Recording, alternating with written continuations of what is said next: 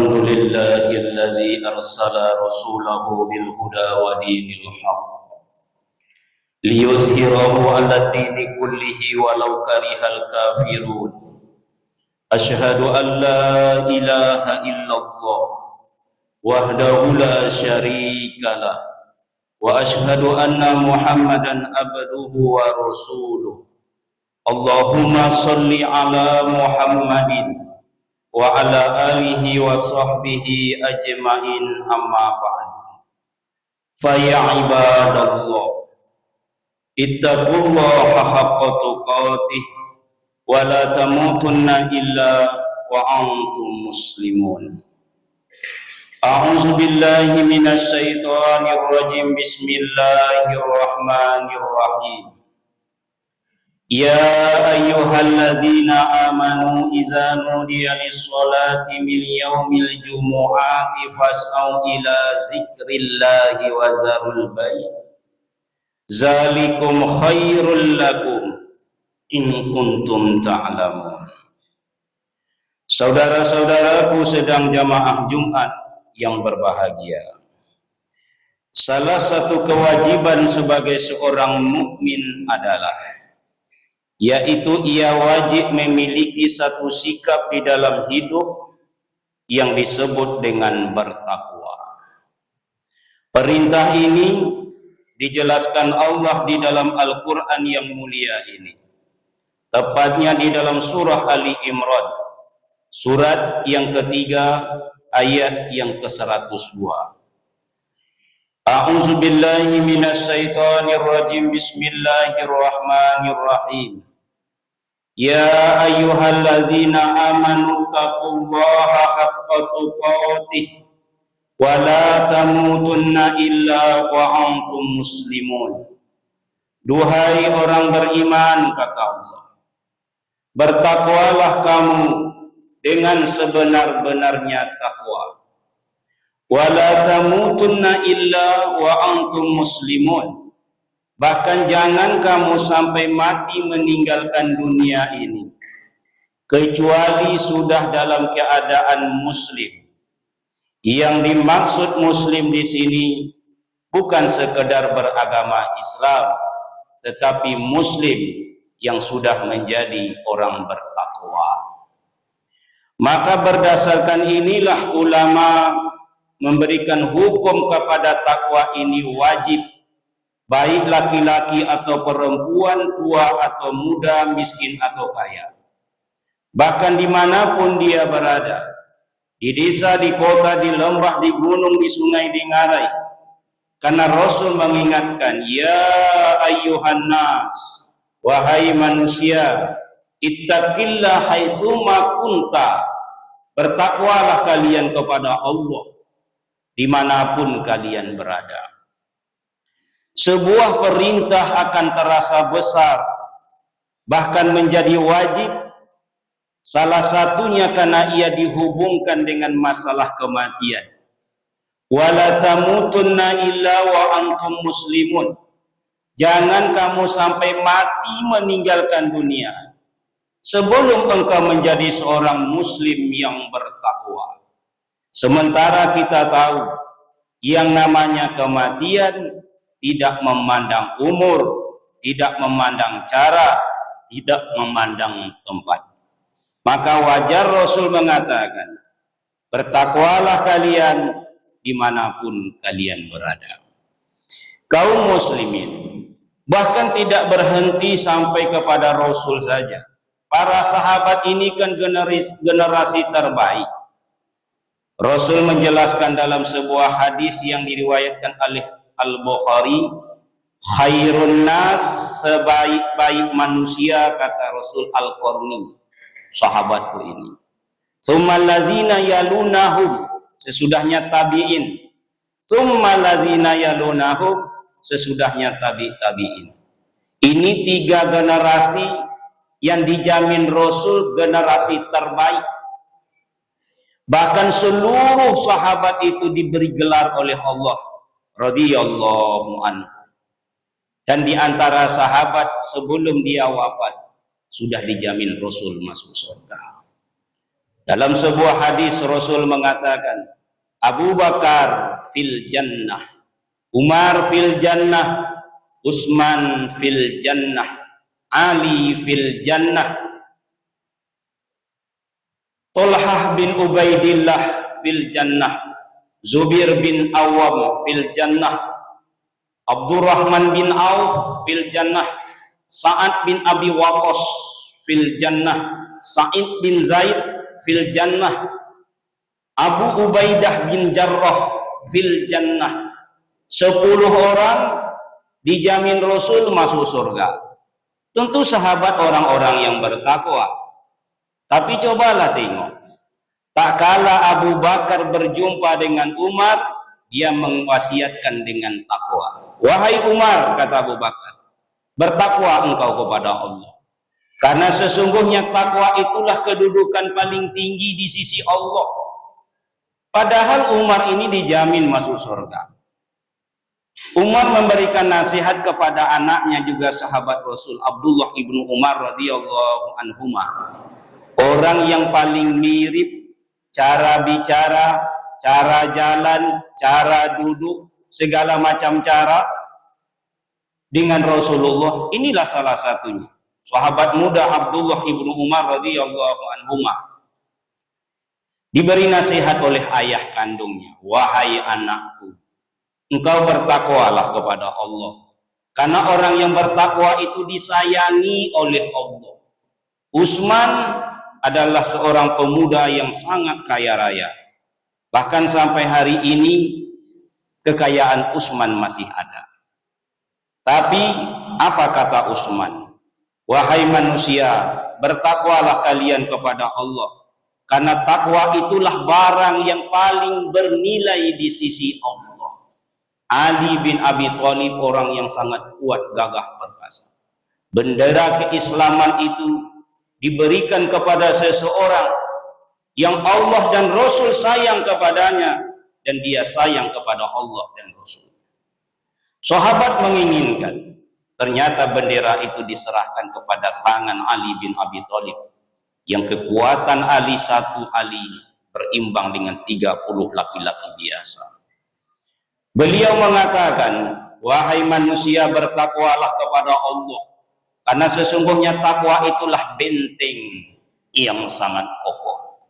Allah mengatakan, inna akramakum indallahi atqakum. Manusia paling mulia, paling sukses, paling berjaya, paling berhak untuk dimuliakan siapa? Orang yang sudah sampai ke derajat takwa. Inna akramakum indallahi atqakum. Manusia yang paling mulia di antara kamu di sisi Allah, dalam pandangan Allah, mereka yang sudah sampai ke derajat takwa. Walibasut taqwa zalikal khair. Pakaian yang terbaik itu adalah pakaian takwa. Wa tazawwadu fa inna khairaz zadi taqwa. Berbekallah kamu, sebaik-baik bekal dalam hidup ini adalah takwa. Kaum muslimin, maka kita disuruh untuk bertakwa. Al-Quran memberikan tuntunan. Yang pertama, kalau ingin menjadi orang bertakwa, jenjang pertama yang harus dia lalui adalah berusahalah memaksimalkan ketaatan ibadah kepada Allah. Dalil surat Al-Baqarah surat kedua ayat ke-21. Ya ayyuhan nasu ubudu rabbakumul ladzi khalaqakum wallazina min qablikum la'allakum tattaqun. Duhai manusia, kata Allah, beribadah kalian kepada Allah yang sudah menjadikan kamu dan orang-orang sebelum kamu, kata Allah. Mudah-mudahan dengan ibadah yang kalian lakukan itu, kalian menjadi orang bertakwa. Kalau demikian, kalau ingin menjadi orang bertakwa dan memang wajib untuk kita miliki, tengoklah ibadah kita. Apakah kita sudah memaksimalkannya? Ibadah bisa disebut maksimal, yang pertama kalau kita menengok cara. Sebaik-baik cara ibadah ini, cara yang dicarakan oleh Rasulullah Sallallahu Alaihi Wasallam. Baik cara batinnya karena Allah, cara zohirnya cara Rasulullah. Karena Al-Bayyinah ayat 5 mengatakan wa ma umiru illa liya'budullah mukhlishina lahuddina hunafa. Allah itu tidak sembarang menyuruh kita beribadah. Ibadahlah kalian, tidaklah begitu. Kecuali kata Allah, satu ikhlas karena Allah, dua benar cara yang dicarakan Rasulullah. Ibnu Jauzi mengatakan, setiap ibadah yang kita lakukan besok pun akan ditanya. Pertama, mengapa engkau melakukan? Alasan. Yang kedua, bagaimana caranya? Tekniknya. Alasannya karena itu perintah Allah. Caranya cara Rasulullah Shallallahu Alaihi Wasallam. Oleh sebab itulah dua orang melakukan sebuah jenis ibadah yang sama, tapi karena caranya berbeda, bedalah hasilnya. Yang kedua adalah memaksimalkan ibadah yang mengantar ke derajat takwa. Tengoklah waktunya. Datang seorang sahabat Abdullah ibnu Mas'ud radhiyallahu anhu bertanya, ya Rasulullah, ayyul amalu ahabbu ilallah? Apa amal yang paling dicintai, disukai oleh Allah? Rasul menjawab, as-salatu ala waqtiha. Salat di awal waktu. Tandanya waktu mempengaruhi kualitas ibadah kita kepada Allah. Walau cara sama waktu berbeda, maka berbedalah hasilnya. Yang ketiga, tengoklah tempat. Karena tempat mempengaruhi. Ada ibadah-ibadah tertentu yang memang tempatnya sudah ditentukan dalam agama kita. Antara lain sholat 5 waktu diwajibkan kepada kita. Caranya berjamaah, tempatnya di masjid atau di musola. Kaum muslimin yang berbahagia, maka kalau nak memaksimalkan ibadah, tengoklah 3 hal ini. Apakah kita sudah memenuhinya? Apakah kita sudah mendalaminya? Apakah kita sudah mencukupkannya? Yang kedua, ketakwaan seseorang itu bisa diperoleh kemampuan dia menjauhi perkara yang dilarang oleh Allah. Dalilnya berdasarkan surat Al-Baqarah surat kedua ayat ke-183, ya ayyuhallazina amanu kutiba alaikumusiyam kama kutiba alal ladzina min qablikum. Ujungnya sama, la'allakum tattaqun. Duhai orang beriman, kata Allah, diwajibkan atas kamu siyam. Siyam artinya berpuasa. Tapi secara khusus adalah kemampuan seorang beriman menahan diri. Bukan sekedar makan dan minum saja. Itu makanya kalau masalah puasa, ada orang yang sekedar selesai puasanya, ada orang yang mendapat pahala dengan puasanya tersebut. Siyam itu diartikan menahan diri dari perkara yang dilarang. Kaum muslimin yang berbahagia, maka bila dihadapkan dengan dua ini, satu sisi kita dituntut memaksimalkan ibadah kepada Allah suruhan, sisi lain kita juga dituntut menjauhi perkara yang dilarang. Kita yang hari ini sudah berusaha memaksimalkan perintah, sepertiga dari ketakwaan sudah diperoleh. Masuk sepertiga yang kedua, tengok kemampuan orang itu menjauhi perkara yang dilarang oleh Allah. Sebab melaksanakan perintah rata-rata kita sanggup, karena ada tolak angsurnya di sana. Seperti kita melaksanakan sholat disuruh berdiri, bila tak sanggup boleh duduk, tak bisa duduk boleh berbaring. Puasa diwajibkan di bulan Ramadan. Bila engkau sedang sakit atau dalam perjalanan, boleh diganti di hari yang lain. Ada tolak ansur. Tapi menjauhi perkara-perkara yang dilarang, tidak ada tolak ansur. Disitulah kita banyak gagalnya. Oleh sebab itu, kalau ingin mengukur ketakwaan, rasa-rasalah diri. Sejauh mana kemampuan menjauhi perkara yang dilarang oleh Allah. Yang ketiga, yang terakhir, yaitu zalikal kitabul la raiba fihi hudal lil muttaqin. Sejauh mana kemampuan kita menyesuaikan gaya kehidupan sehari-hari ini dengan pedoman Al-Quran. Kenapa demikian? Inilah tuntunan bagi orang yang bertakwa tersebut. kemanapun dia pergi, dimanapun dia berada, yang didahulukannya itu dalil, bukan dalih. Dalilnya pun bukan dari dia, dari Allah Subhanahu wa ta'ala. Siapa yang menjadikan Al-Quran sebagai imam, diletakkannya di depannya, lalu diikutinya dari belakang.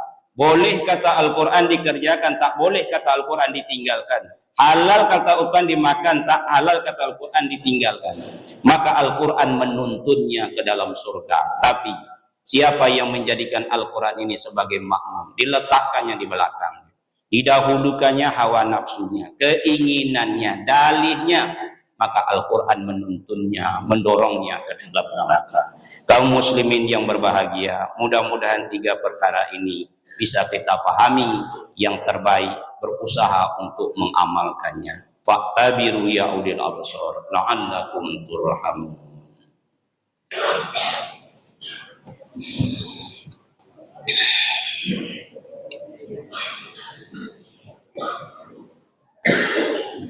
Alhamdulillahillazi hadana li hadza wa ma kunna linahtadiya laula an hadanallah. Asyhadu an la ilaha illallah wahdahu la syarika lah wa asyhadu anna Muhammadan abduhu wa rasuluh. Allahumma shalli ala Muhammadin wa ala alihi wa sahbihi ajma'in, amma ba'du. Fa ya ibadallah, ittaqullaha haqqa tuqatih wa la tamutunna illa wa antum muslimun. A'udzu billahi minasy syaithanir rajim. Bismillahirrahmanirrahim.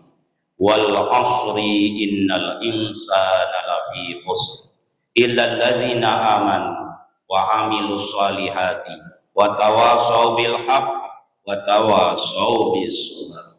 Innallaha wa malaikatahu yusholluna 'alan nabi ya ayyuhallazina amanu shallu 'alaihi wa sallimu taslima. Allahumma ighfir lil muslimina wal muslimat wal mu'minina wal mu'minat al ahya'i minhum wal amwat. Allahumma anzilir rahmata wa ni'mata wal maghfirata wa sihata was salamata wat taufiqa wal hidayati li hazihil jamaah. Rabbana la tuzigh qulubana ba'da iz hadaitana wa hab lana min ladunka rahmah innaka antal wahhab.